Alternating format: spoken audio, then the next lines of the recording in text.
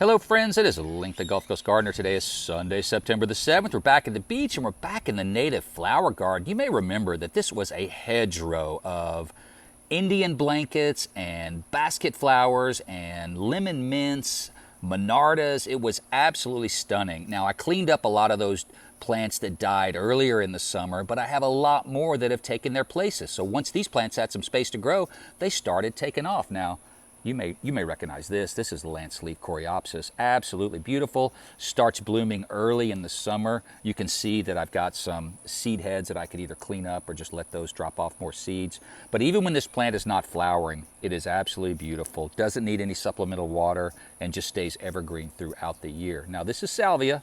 You know I love salvia. This is actually the native blue salvia called Salvia farinaceae, or mealy blue sage, or mealy cup sage. I don't think you can come to this plant when there is not at least one bee on it.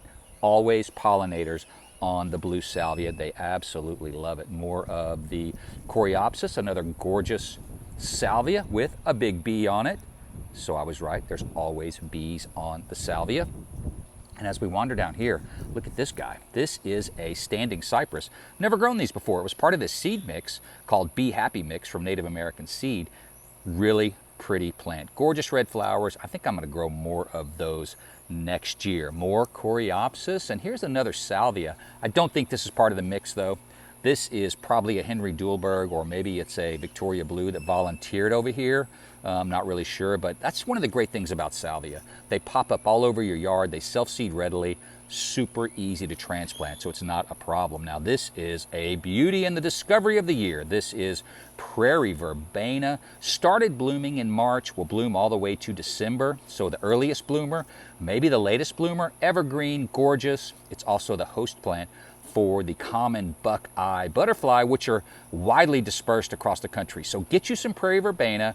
You may establish a colony of local buckeye butterflies. Over here we have some pink evening primrose, the second or third time this has bloomed. Still green, still beautiful. I mentioned that coreopsis before. This is the lance leaf coreopsis flower. Just love this plant. So it's time to start thinking about your fall flower garden. Get those native plants direct seeded, maybe in the middle of November, at least here in our Gulf Coast Zone 9B. Get them established over the winter, and then you will have a full year of flowers starting in the spring, all the way through the summer and into the fall. Thanks for watching. Have a great day.